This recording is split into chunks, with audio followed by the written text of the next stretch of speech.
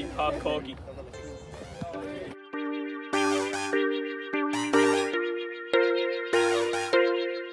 Seo í gort álinn.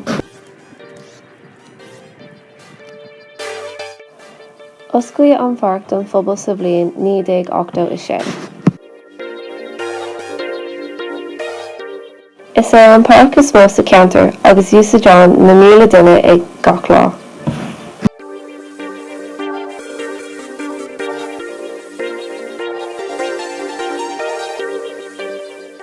Tá páirceanna amurtha de gach sáis spórt, dá Gaeilge, soccer agus fiú baseball.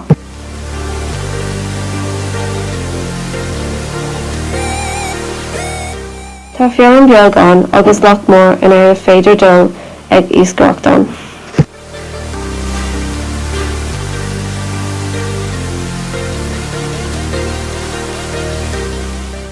Seo í ann álinn.